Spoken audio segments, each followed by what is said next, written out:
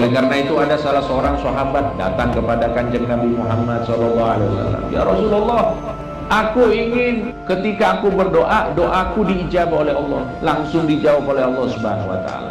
Apa jawab Kanjeng Nabi Muhammad SAW? Tidak diajarkan amalan, tidak dikasih baca la ilaha illallah 20.000 kali.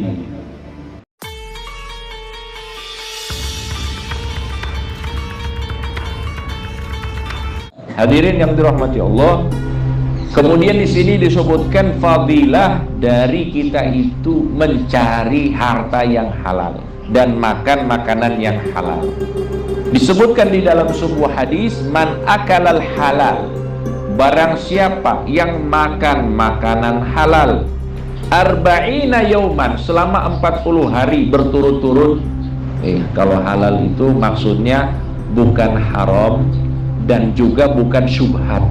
Jadi ada dua istilah di sini Bapak-bapak. Ada namanya haram. Haram itu sesuatu yang jelas diharamkan oleh Allah.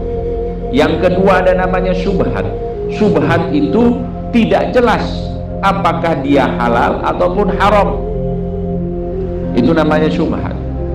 Halal yang tidak syubhat dan juga yang tidak haram. Apabila ada orang selama 40 hari dia hanya makan makanan yang halal, nawwarallahu qalbahu, Allah akan memberikan cahaya di dalam hatinya. Amin Allahumma. Panjenengan saged apa boten? 40 hari makan makanan yang jelas halal, hasilnya halal, makanannya juga rupanya halal selama 40 hari, maka Allah akan menyinari hatinya. Wa ajra ya nabi al hikmati min qalbihi ala lisanihi, dan Allah akan mengalirkan mata air hikmah atau mutiara-mutiara hikmah dari hatinya hingga keluar melalui lisannya. Jadi orang yang bijaksana, jadi orang yang berilmu. Amin Allahumma. Apa syaratnya? Makan makanan yang halal selama 40 hari. Nah, nanti kita akan dengar kisah-kisahnya para ulama ini, bagaimana mereka itu sangat hati-hati dalam hal ini. Kenapa beliau-beliau itu ibadahnya nikmat, padahal kalau kita dengar kisah-kisahnya itu sangat tersiksa pastinya. Misalnya Syekh Abdul Qadir Jailani selama kalau kurang lebih 15 tahun sholat tahajud dengan satu kaki. Lalu sholat tahajud dengan satu kaki satunya diikat. Beliau sholat tahajud sepanjang malam dengan satu kaki. Niki rekoso nopo penak niki Pak? Rekoso nggih? Ndak enak. Tapi kok bisa beliau selama 15 tahun istiqomah? Karena apa? Karena hatinya sudah bersinar, hatinya sudah bersih, sehingga terasa nikmat di dalam ibadah kepada Allah Subhanahu wa taala. Kok bisa seperti itu mereka? Ya karena mereka juga termasuk menjaga makanannya, harta bendanya benar-benar dijaga oleh para ulama kita, para wali-walinya Allah Subhanahu wa taala. Di dalam riwayat lain dikatakan zahadahullahu fid dunya, Allah akan buat dirinya zuhud terhadap dunia. Kalau ada orang yang hanya makan makanan yang halal selama 40 hari. Allahumma sholli ala Muhammad. Niki panjenengan jangan bayangkan saya ini selama 40 hari ini, selama hidup saya makan makanan yang halal saja. Jangan bayangkan makan makanan yang halal itu mudah, karena kita ini banyak sembarangan itu loh. Nggak hati-hati itu yang masalah. Kalau saya dulu ini sama dosen saya bilangnya, kalau kamu mau beli barang, beli makanan, pastikan di sasetnya itu ada halal MUI misalnya. Itu kan kehati-hatian, warok. Nah, itu juga jangan sembarangan. Pokoknya yang enak, bismillah. Katanya apapun makanannya diawali dengan bismillah jadi halal. Ini prinsip kayak gini jangan dipraktekkan gitu. Pokoknya semuanya bismillahirrahmanirrahim. Yang haram bisa jadi halal itu. Nauzubillahi min dzalik. Yang haram ya haram. yang syubhat ya syubhat. Maka hati-hati hadirin yang dirahmati Allah. Ada kisah Imam Syafi'i rahimahullah ta'ala, beliau pernah mengunjungi rumahnya Imam Ahmad bin Hambal. Dan Imam Syafi'i itu jenengan jangan bayangkan itu kayak saya yang gendut kayak gini. Saya ini kan gemuk saya. Imam Syafi'i itu kurus. Sama Syekh Abdul Qadir Jailani juga kurus. Rata-rata para ulama itu kurus. Ulama-ulama zaman dulu. Kalau ulama-ulama zaman sekarang banyak transit. Habis pengajian makan ya. Jadi susah, dietnya susah Pak. Susah untuk ininya, untuk zuhud kayak orang-orang dulu itu susah. Tidak enak sama tuan rumah. Alasan itu Pak. Aslinya makanannya enak-enak sebenarnya. Allahumma sholli ala Muhammad. Jadi Imam Syafi'i itu orangnya kurus. Ketika beliau silaturahim dengan muridnya Imam Ibn Hambal, duduk, disiapkan makanan, hidangan buat Imam Syafi'i. Beliau makan begitu lahap. Anaknya Imam Ahmad bin Hambal heran ini, kok ada ulama kayak gini ya? Ulama kok makan makanan kok lahap seperti ini. Setahu saya ulama ini adalah contoh, mereka itu makannya sedikit dan lain sebagainya. Kok Imam Syafi'i ini guru dari abah saya makannya banyak? Maka dia mulai ragu dengan kealiman, dengan kelebihan Imam Syafi'i. Sehingga akhirnya dia tanya, wahai Imam, engkau adalah guru dari bapak saya, dan tanda seorang ulama itu makannya sedikit, kenapa engkau makannya banyak?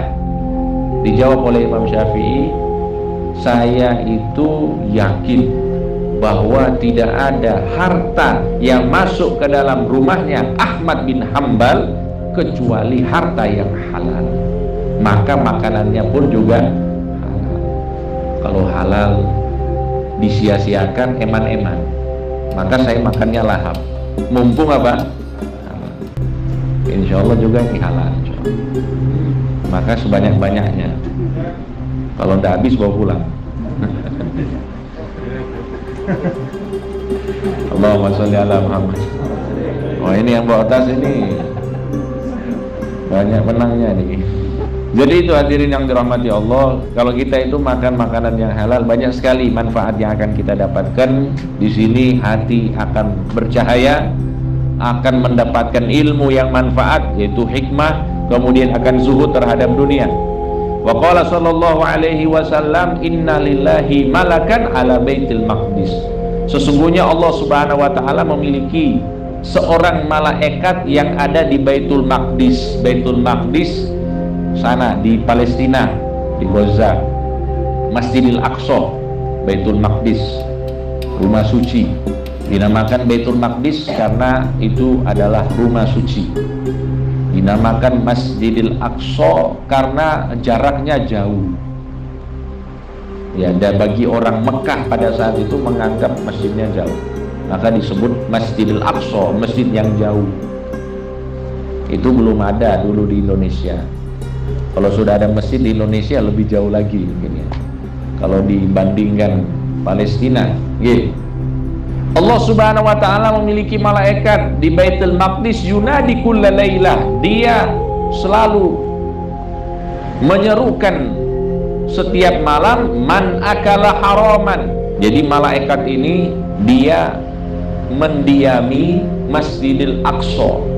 Setiap malam tugasnya teriak, kemudian berdoa kepada Allah subhanahu wa ta'ala, man akala haraman, barang siapa yang makan makanan yang haram, lam yuqbal minhu sarfun wala adlun, maka tidak akan diterima darinya ibadah sunnah dan ibadah wajib. Na'udzubillahi min. Kita sholat 5 waktu itu ibadah wajib. Kita sholat sunnah, qobliyah, ba'diyah, sholat duha, sholat tahajud, yang kita lakukan semuanya tidak akan diterima oleh Allah kalau kita makan yang haram. Ya, makan yang haram dengan cara yang tidak benar, hasilnya tidak benar. Mencuri, korupsi, malak, apalagi mutil, jamret, pokoknya yang gitu-gitulah. Pokoknya diambil harta tersebut dengan cara yang tidak benar, tidak sesuai dengan syariat, itu haram. Ketika kita ambil, kita belikan makan, kita makan, maka sholat kita tidak akan diterima oleh Allah. Yang sunnah ataupun yang wajib, lam yuqbal minhu sarfun wala adlun. Na'udzubillahi min. Maka ini bukan permainan ya, bukan hal yang remeh-temeh. Ini adalah hal yang serius yang harus kita perhatikan, hadirin yang dirahmati Allah. Karena kita bisa bayangkan ketika kita sudah ibadah susah payah di dunia ini, ternyata di akhirat ibadah kita tidak diberikan ganjaran oleh Allah Subhanahu wa taala. Nauzubillahi min. Jangan sampai. Maka hati-hati, saya ingatkan diri saya dulu secara pribadi, kemudian kepada seluruh jamaah, agar kita jangan berani mengambil harta yang haram, makan makanan yang haram, jangan sampai, karena itu akan merusak ibadah kita. Bahkan di dalam sebuah hadis lain disebutkan, manishtaro thauban bi asyrati darahim, barang siapa yang membeli sebuah baju dengan harga 10 dirham, ya anggap kita bilang di sini 100.000. Barang siapa yang beli baju harganya 100.000, wa fi thamanihi dirhamun haram, sedangkan dari uang yang dia belikan baju ini ada 1 dirham. Kalau dia 10.000 berarti 10.000 dari 100.000 ini haram caranya. 90.000 itu halal, hasil yang halal. 10.000 hasil yang haram. Lam yakbalillahu salatahu madama alaihi minhu syai'. Maka solat orang tersebut tidak akan diterima oleh Allah selama dia pakai baju tersebut. Ini bukan dibeli dengan harta yang haram. 90% hartanya halal, 10% hartanya apa? Haram. Selama dipakai bajunya haram, tidak diterima oleh Allah Subhanahu wa taala salatnya. Apalagi ya nanti ini akan ada pembahasan. Boleh tidak sholat dengan sarungnya orang? Halo? Dengan misalnya, wah celana saya ada najis, terus ada sarung, dipakai di jemuran, diambil misalnya dari jemuran dipakai, itu sholatnya sah napa mboten? Halo? Sholatnya sah napa mboten? Sah. Sholatnya sah. Masya Allah, banyak ulama di sini. Ya, itu namanya memakai barang curian. Memang apa namanya, sholatnya secara fikih sah. Akan tetapi diterima atau tidak oleh Allah, pasti tidak diterima oleh Allah Subhanahu wa taala. Karena apa? Pakai cara yang, pakai barang yang haram. Harus pakai izin, hadirin, pakai izin. Kadang-kadang kita ke masjid ada sarung-sarung yang digantung itu loh. Itu belum tentu itu memang disiapkan oleh masjid. Mungkin punya orang digantung, mungkin kita sembarangan pakai. Ya, harapannya sholatnya diterima, ternyata ditolak. Na'udzubillah ini. Maka jangan sampai, jangan sembarangan. Pokoknya jangan sembarangan. Sahabat Nabi Abdullah bin Umar berkata, "Lau shallaitum hatta takunu kal hanaya wa sumtum hatta takunu kal autar." Andaikan kalian itu sholat sampai kalian itu jadi seperti tiang-tiang, sholatnya sudah khusyuk, sudah luar biasa, dan kalian puasa sampai kalian itu kurus seperti tali gitar. Ini perumpamaannya keterlaluan nih, ekstrim gitu. Kalian puasa sampai tubuh kalian kayak gitar kan, kayak apa? Tali gitar, kurus. Lam yakbalillahu dzalika minkum illa biwara'in hajiz.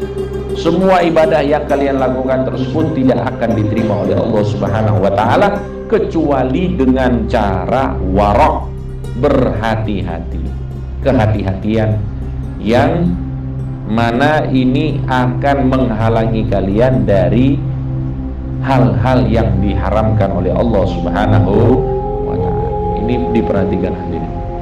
Hadirin yang dirahmati Allah Subhanahu wa taala, ini banyak sekali riwayat yang menjelaskan kepada kita bahaya dari kita itu makan dan menggunakan harta yang haram, dan itu lebih akan membahayakan ibadah kita. Sama juga Ketika misalnya kita itu doa bertahun-tahun tapi doa kita tidak diijabahi oleh Allah Subhanahu wa taala. Mungkin salah satu masalahnya itu kita makan makanan yang haram, baik secara sengaja ataupun tidak sengaja. Karena makanan yang haram itu akan menghalangi kita dari jawaban doa Allah Subhanahu wa taala.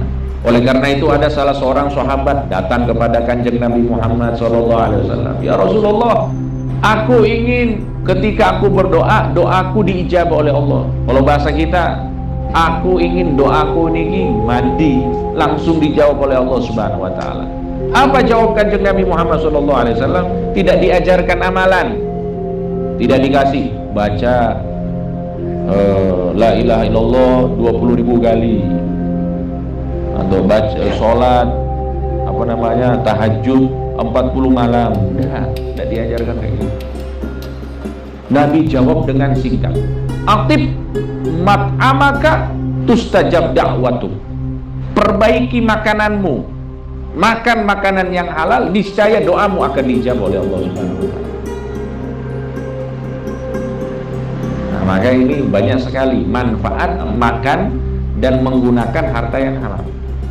Sebaliknya, bahaya dari harta yang haram ataupun yang syubhat ini sangat membahayakan kehidupan kita dan juga membahayakan ibadah kita.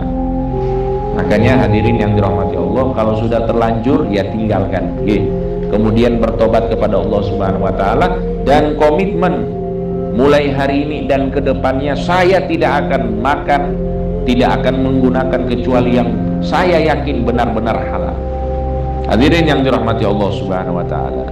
Dan ini sebenarnya titik awal para walinya Allah. Para wali Allah itu mereka tidak langsung mulai dengan tirakat-tirakat. Yang mereka mulai yang ini dulu, pastikan dulu, sterilisasi dulu. Yang masuk ini harus benar-benar yang halal. Jalannya para wali ya seperti itu, dimulai dari itu. Kemudian baru ada tirakat-tirakat dan lain sebagainya. Hadirin yang dirahmati Allah Subhanahu wa taala. Nah niki insyaallah sampun nggih. Sampun nggih. Sampun. Sampun nomor malih. Tapi kok saya capek niki. Masih banyak soalnya. Ada 4 tingkatan. Wah, ini 4 tingkatan ini kalau kita bahas niki jam 11 belum selesai mungkin. Alhamdulillah. Nah, ini macam-macam, ini udah pada ini ngantuk nih, belum selesai kok dibilang amin deh. Hadirin yang dirahmati Allah Subhanahu wa taala, mungkin kita sebutkan cepat nggih. Ada 4 tingkatan kehati-hatian atau bahasa Arabnya disebut dengan warok, kalau bahasa Jawanya wiraan, wirai. Nah,